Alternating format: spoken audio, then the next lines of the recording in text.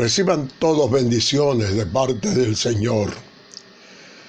Les habla Jesús A. Eliga Torres, instructor bíblico de la Iglesia Presbiteriana del barrio Higüey en Aguadilla, Puerto Rico. En el día de hoy, domingo 26 de septiembre del 2021, les ofreceremos la cuarta lección del actual periodo de foros bíblicos. Esta ha sido titulada Celebra en unidad y está fundamentada en versículos del capítulo 2 del libro de los Hechos de los Apóstoles, versículos del 32 y 33 y del 37 al 47. Escuchemos detenidamente la lectura de los mismos. En nombre de Jesús, leemos Hechos 2, versículos 32 y 33, y del 37 al 47. A este Jesús resucitó Dios, de lo cual todos nosotros somos testigos. Así que, exaltado por la diestra de Dios, y habiendo recibido del Padre la promesa del Espíritu Santo, ha derramado esto que vosotros veis y oís. Al oír esto, se compungieron de corazón, y dijeron a Pedro y a los otros apóstoles: varones hermanos, ¿qué haremos? Pedro les dijo: arrepentíos, y bautícese cada uno de vosotros en el nombre de Jesucristo para perdón de los pecados, y recibiréis el don del Espíritu Santo. Porque para vosotros es la promesa, y para vuestros hijos, y para todos los que están lejos, para cuantos el Señor nuestro Dios llamare. Y con otras muchas palabras testificaba y les exhortaba, diciendo: sed salvos de esta perversa generación. Así que, los que recibieron su palabra fueron bautizados, y se añadieron aquel día como 3,000 personas. Y perseveraban en la doctrina de los apóstoles, en la comunión unos con otros, en el partimiento del pan y en las oraciones. Y sobrevino temor a toda persona, y muchas maravillas y señales eran hechas por los apóstoles. Todos los que habían creído estaban juntos, y tenían en común todas las cosas. Y vendían sus propiedades y sus bienes, y lo repartían a todos según la necesidad de cada uno. Y perseverando unánimes cada día en el templo, y partiendo el pan en las casas, comían juntos con alegría y sencillez de corazón, alabando a Dios, y teniendo favor con todo el pueblo. Y el Señor añadía cada día a la iglesia los que habían de ser salvos. Siga el Señor añadiendo bendiciones a su palabra. El libro de los Hechos de los Apóstoles, junto al Evangelio que lleva su nombre, son de la autoría del evangelista Lucas. Su especial ministerio, su profesión como médico, su conocimiento de la cultura griega y la amistad con varios de los apóstoles, especialmente con el apóstol Pablo, contribuyeron a que Lucas escribiera quizás el más completo de los 4 evangelios. También fue uno de los historiadores más íntegros de la antigüedad, logrando que sus escritos hayan ayudado a reafirmar la fe en la validez de la Biblia para muchísimas personas. En específico, el libro de los Hechos de los Apóstoles hace una descripción del nacimiento de la iglesia, pero no con el propósito de establecer una iglesia uniforme que agrupara a todas las vertientes del cristianismo.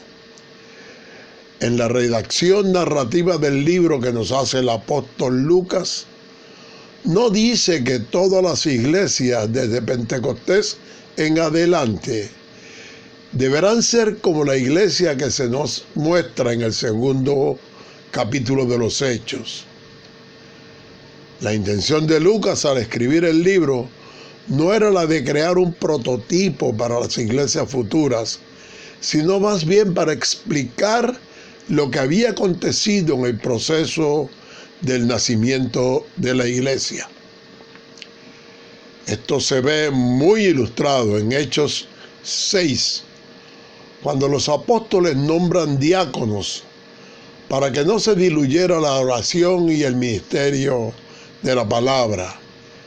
Y es que desde muy temprano la iglesia reconoce problemas que no se vieron en el inicio, que debían ser corregidos, algo que continúa por el resto del Nuevo Testamento y aún en la actualidad. En el capítulo 2 de Hechos, narra uno de los eventos básicos de nuestra fe. El día cuando el Espíritu Santo se derramó sobre los creyentes para transformarlos en una iglesia viva y santa y en un movimiento transformable, pero a la vez transformador. La lección nos muestra los eventos que acontecen luego de que Dios cumpliese su promesa de enviar al Espíritu Santo, especialmente la manera como los creyentes fueron bautizados en el Espíritu Santo y cómo la iglesia recibió dones espirituales que la capacitaban para cumplir con la misión cristiana. También veremos ilustradas las prácticas pastorales de la iglesia primitiva, que fueron constituyéndose en disciplinas espirituales para el crecimiento y para el desarrollo en la fe de cada creyente y de cada iglesia local. Esto ha servido de confirmación de la afirmación de que la práctica de las disciplinas espirituales son la clave del crecimiento espiritual de cada creyente y de la comunidad cristiana en general. La lección también enfatiza el ministerio, la acción pastoral del Espíritu Santo en medio de la iglesia. Es el Santo Espíritu de Dios quien capacita a la comunidad cristiana para enfrentar y para vencer las fuerzas a las que los cristianos han tenido que enfrentarse en todos los tiempos. Es gracias a estas cosas que debemos entender que la rutina cristiana no implica ausencia de sufrimiento, sino la presencia de Dios aún en medio del dolor. Señalando los eventos que preceden a los que se narran en la lección, vimos que Jesús envió en el día de Pentecostés, 50 días después de su resurrección, al Espíritu Santo sobre sus discípulos. Y es de esta manera que da comienzo el tiempo de la iglesia. En ese día el Espíritu de Dios descendió sobre los primeros 120 seguidores de Jesús y comenzaron a hablar en voz alta en idiomas de todo el mundo conocido. Se creó una conmoción tal que miles de personas que estaban en Jerusalén en ese momento salieron a ver qué estaba pasando. Y frente a esa misma multitud, Pedro pronunció el primer mensaje del Evangelio de Jesús. Y se añadieron a la iglesia en aquel día como 3,000 personas. Y es precisamente desde ese domingo de Pentecostés que la cantidad de seguidores del Evangelio se mantuvo creciendo. Leamos pues los primeros 2 versículos de la lección. Hechos 2, 32 y 33. A este Jesús resucitó Dios, de lo cual todos nosotros somos testigos. Así que, exaltado por la diestra de Dios y habiendo recibido del Padre la promesa del Espíritu Santo, ha derramado esto que vosotros veis y oís. Es muy significativo que el primer sermón predicado por Pedro al nacimiento de la iglesia fue un mensaje acerca de la resurrección de Jesús, un evento del que Pedro y los apóstoles habían sido testigos oculares. Y es que prácticamente todos los sermones en la época de la iglesia primitiva trataban sobre la resurrección. Pedro confirma a la multitud reunida que aquello que ellos habían visto en ese día tuvo lugar gracias a que Jesús había sido levantado de los muertos. Y es que con el derramamiento del Espíritu Santo en el día de Pentecostés, se había logrado que aquel puñado de temerosos apóstoles se tornara en testigos valientes de Cristo. En muy poco tiempo, miles se bautizaron. El prodigio de la multiplicidad de lenguas habladas en Pentecostés nos muestra que la iglesia existe desde su inicio para absolutamente todos. Es una iglesia universal y misionera. Se dirige absolutamente a toda la humanidad, separando barreras étnicas y lingüísticas, de manera que pueda ser entendida por todos. Hasta el momento presente, el Espíritu Santo es base y fundamento vital de la iglesia. Leamos ahora los versos que siguen en la lección. Hechos 2, 37 y 38. Al oír esto, se compungieron de corazón y dijeron a Pedro y a otros apóstoles: varones hermanos, ¿qué haremos? Pedro les dijo: arrepentíos y bautícese cada uno de vosotros en el nombre de Jesucristo para perdón de los pecados, y recibiréis el don del Espíritu Santo. En una expresión previa, Pedro había dicho que David no había subido a los cielos, para luego citar parte del Salmo 110 de David, que nos dice: dijo el Señor a mi Señor, siéntate a mi diestra hasta que ponga a tus enemigos por estrado de tus pies. Pero para entender esa declaración de Pedro, es menester que la analicemos en el contexto adecuado. Muchos conocedores de la Biblia dicen que Pedro no estaba hablando aquí del alma de David, sino de su cuerpo. Parece que Pedro nos quiere decir que el alma de David se encuentra en el cielo junto con todos los demás creyentes que ya murieron, pero sus restos aún permanecen en la tumba. En Hechos 2:29, Pedro había dicho: varones, hermanos, se os puede decir libremente del patriarca David que murió y fue sepultado, y su sepulcro está con nosotros hasta el día de hoy. Piensa el apóstol Pedro que como el cuerpo de David aún no había resucitado, era obvio que aún no había subido a los cielos. Un pasaje que da validez a esto se encuentra en Juan 20:17, cuando Jesús dice a María Magdalena: no me toques, porque aún no he subido a mi Padre. Mas ve a mis hermanos y diles: subo a mi Padre y a vuestro Padre, a mi Dios y a vuestro Dios. El día que Jesús murió, su espíritu estuvo inmediatamente con el Padre, y eso lo confirmamos en Lucas 23:43, cuando Jesús, refiriéndose al crucificado a su lado, le dice: de cierto te digo que hoy estarás conmigo en el paraíso. Su cuerpo aún no había ascendido al cielo, algo que sucedió más tarde, y Pedro había sido testigo de ello. Visto todo esto desde su justa perspectiva, no existe evidencia bíblica alguna que nos permita pensar o afirmar que David no fue salvo o que no está en los cielos. Son innumerables los pasajes en el Antiguo Testamento donde Dios manifiesta su amor por David. Le llama mi siervo, mi escogido. Le llama varón conforme a su corazón y establece pactos con él y su descendencia, siendo Jesús mismo del linaje de David.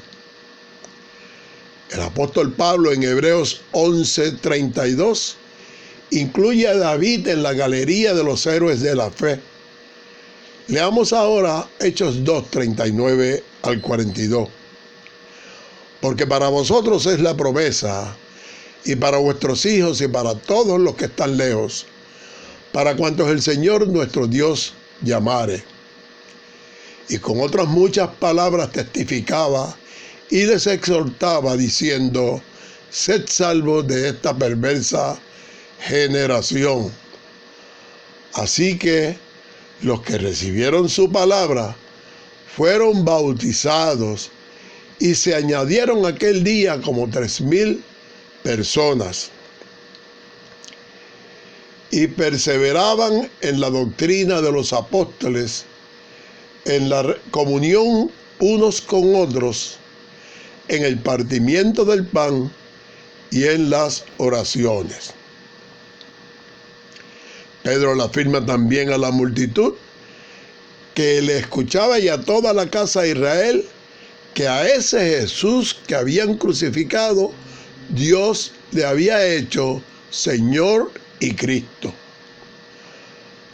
La reacción del sermón de Pedro movió al arrepentimiento a los que le escuchaban, y miles de personas confesaron fe en Jesús de Nazaret como Señor y fueron bautizadas en los estanques que se encontraban en el templo de Jerusalén para la purificación ritual. Estas personas pronto pasaron a formar parte de una comunidad de fe, a conformar la iglesia de Jesucristo. Cuando Pedro se dirige al pueblo, también nos está hablando a nosotros. La promesa era para el judío, pero también era para la persona de cualquier nación distante o cercana que la escuchara. Todos los que escucharon y recibieron la palabra en sus corazones fueron bautizados. Y dice esa misma palabra que se añadieron en aquel día como 3,000 personas. Estos fueron los creyentes que genuinamente habían sido renacidos espiritualmente. Esto es, los que comenzaron a perseverar en el Evangelio de Jesús, unidos en comunidad los unos con los otros, donde además de compartir el pan, se unían en oración. Estos versos representan las características que deben marcar a cada iglesia local. Es menester que las congregaciones cristianas se adhieran a la doctrina de los apóstoles, que no es otra cosa que el Evangelio, las buenas nuevas de Jesús. También es menester que todas las enseñanzas de Jesús sean compartidas, al igual que el partimiento del pan, que vaya mucho más allá del ritual de la Santa Cena. El partimiento del pan también significa que debemos ser llevados a un compañerismo y a una relación con Cristo y a una relación el uno con el otro en nombre de Cristo. Las oraciones comunes muchas veces se constituyen en el punto débil de las congregaciones. Los cultos dominicales se caracterizan por la gran participación de muchos hermanos que constituyen la congregación. Pero al culto de oración no se presentan, son muy pocos los que van. No podemos olvidar que la oración es el activo más importante de la espina dorsal de la iglesia. Leamos ahora los versículos de Hechos 2, 43 al 45. Y sobrevino temor a toda persona, y muchas maravillas y señales eran hechas por los apóstoles. Todos los que habían creído estaban juntos y tenían en común todas las cosas. Y vendían sus propiedades y sus bienes y los repartían a todos según la necesidad de cada uno. Toda cosa nueva produce temor y curiosidad a aquellos que no han conocido eso que es nuevo, a lo que se están enfrentando. En 1911 los pilotos Ted Strive y George Smith realizaron el primer vuelo de un avión en Puerto Rico. Sobrevolaron múltiples sectores, incluyendo barrios y pueblos en el área noroeste. El temor de muchos campesinos del área al ver el aparato volador totalmente desconocido para ellos fue de tal magnitud que se registraron hasta suicidios por temor a que el mundo se estaba acabando. Recuerdo una décima que fue dedicada al evento y que un muy querido amigo, Carlos Tomás Vidal, la cantaba en actividades navideñas en la escuela Eladio J. Vega de Aguadilla. De esa misma manera, cuando el pueblo vio a los apóstoles de Jesús realizar muchas maravillas y señales, y eso, otras cosas acontecidas en esos días, debe haber producido temor en medio del pueblo. Recordemos que no fueron pocas las cosas que habían acontecido. El pueblo vio y escuchó a pescadores galileos hablando en idiomas que todos sabían que ellos no conocían. Hubo un estruendo en el cielo que sonaba como un viento recio que soplaba. Vieron lenguas repartidas como fuego, asentándose sobre cada uno de ellos. Y a eso hubo que sumarle que los apóstoles realizaron maravillas y señales que antes no hacían. Que de momento reinara el temor no era algo de qué sorprenderse. Pero cuando el pueblo vio que esos tenebrosos eventos no les causaban daño y por el contrario vieron que las maravillas y señales realizadas por los apóstoles eran en beneficio de ellos, el pánico humano se tornó en temor santo o terror sagrado relacionado con la cesación de la presencia divina. La iglesia jamás ha sido tan fuerte espiritualmente como lo fue en ese entonces. Dice la palabra que todos los que habían creído estaban juntos y tenían en común todas las cosas, y vendían sus propiedades y sus bienes, y los repartían a todos según la necesidad de cada uno. Este sistema que se desarrolló en la comunidad cristiana naciente fue copiado por el sistema económico socialista, con resultados algunas veces cuestionables. Y es que esta clase de vida que se menciona aquí resultaría muy difícil de ponerse en práctica en la actualidad. Los humanos modernos nos dejamos llevar mucho por los deseos de nuestra vieja naturaleza, que está dominada más por las pasiones que por el Espíritu Santo de Dios. Nosotros jamás usaríamos la iglesia como fuente promotora de cualquier tendencia económica o política. Eso corresponde a los líderes de gobierno y a los políticos, y a no los que estamos inmersos en la palabra del Señor. Esto no significa que no haya movimientos al seno de la iglesia que vean al socialismo económico como una opción para alcanzar una mayor justicia social, pero eso es harina de otro costal que no corresponde a un foro bíblico. Las fallas del sistema aceptado por la iglesia primitiva tampoco fue perfecto, y medidas fueron tomadas en el proceso. Presumiblemente se actuaba en unanimidad, pero hubo algunos que mintieron en el proceso. Se dice que entre ellos no había ningún necesitado, pero no hay regla sin excepción. Hubo entre ellos un hombre llamado Ananías, que junto con Safira, que era su esposa, vendió un terreno.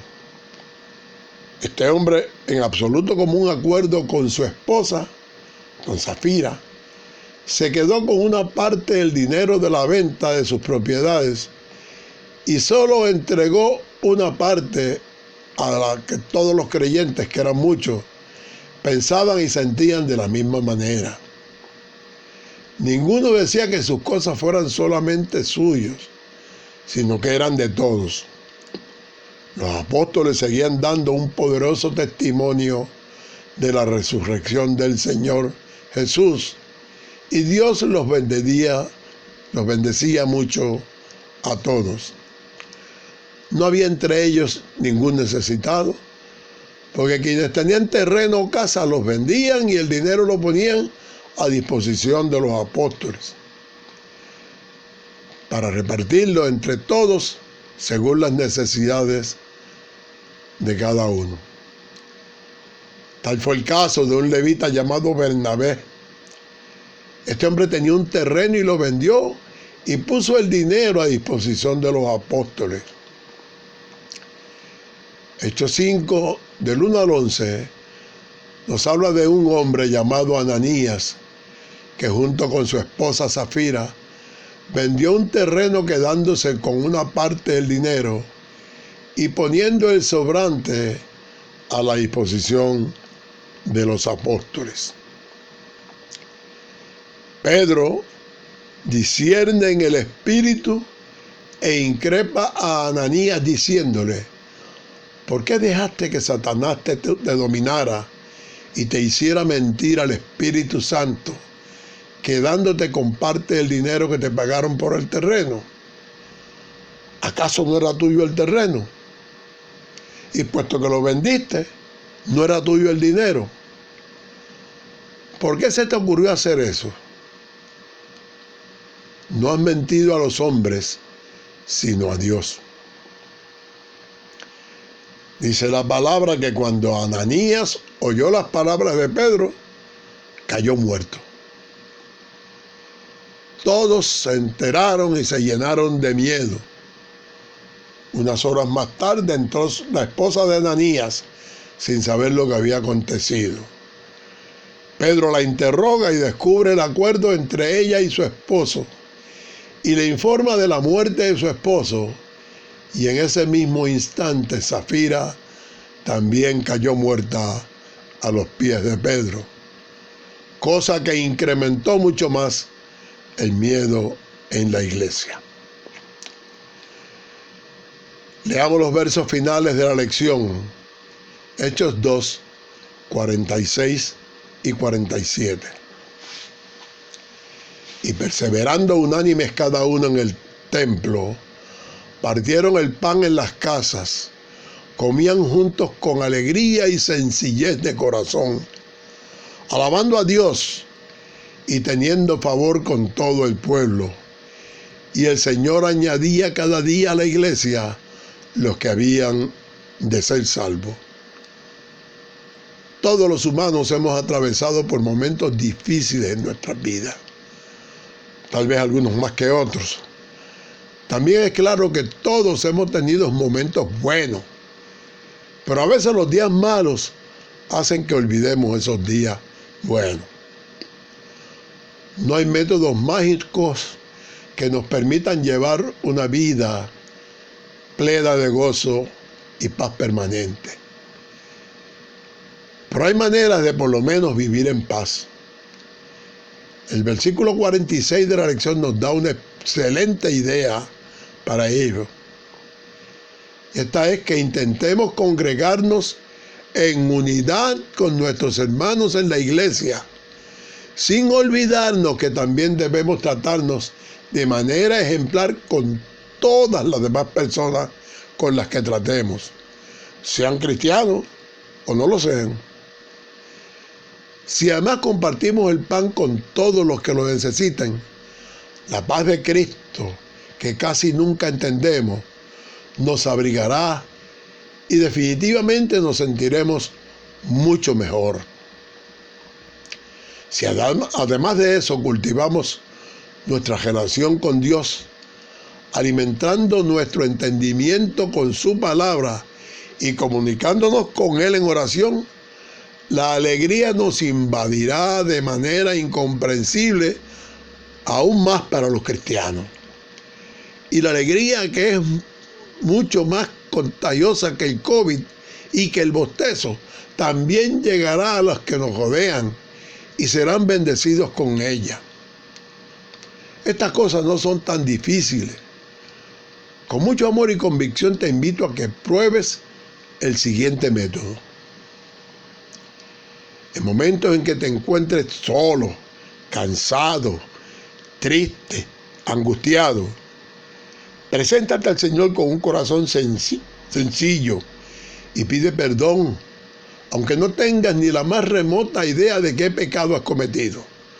Son tantos los que cometemos que poco importa por el que pidas perdón. Clama al Señor por dirección, por consuelo, por esperanza. Entrega tus cargas a Él reconociendo que ya no puedes con ellas. Y esfuérzate en tomar una Biblia y lee un pasaje conocido o desconocido. Te aseguro que da lo mismo.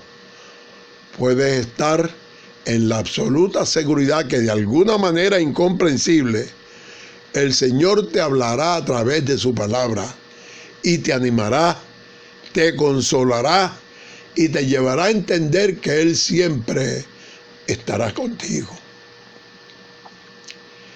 Este es un sencillo ejercicio de fe que todos debemos practicar, enseñar y predicar. Es posible que ya antes te han dicho que debes leer la Biblia y pasar tiempo en oración. Puede que ya lo hayas hecho y no has visto cambio alguno. Intenta ejercitar un cambio en tu actitud. No te compares con otro, compárate solo con Dios.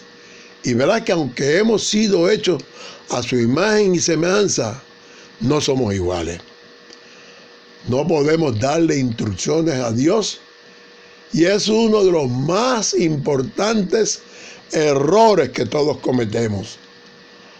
A Dios le rogamos con humildad y con reconocimiento que su jerarquía está sobre todas las cosas. No tenemos autoridad para cuestionar sus designios. Dios controla todo, incluyendo el tiempo. Él tiene el poder de controlar el tiempo en que tus problemas tendrán solución.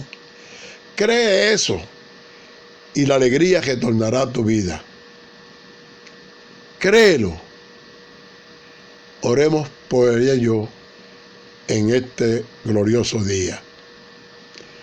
Dios de toda verdad y misericordia, sabemos que tú creaste la naturaleza y la vida que la disfruta. Y esa debiera ser razón suficiente para que en el disfrute de tu creación nos regocijemos. Pero también sabemos que la inconformidad que el mundo genera nos aleja de este disfrute, de estas cosas tuyas. Permite, Señor, que nos acerquemos a tu presencia con acción de gracias y con corazón sencillo. Ayúdanos a entender que gracias a tu misericordia podemos tener comunión contigo y con todo lo que tú has creado. Ayúdanos a entender adecuadamente esas cosas y a disfrutarlas y a ser felices. Queremos mejorar nuestra comunión contigo. Guíanos. Te lo pedimos en el nombre de Jesús. Amén.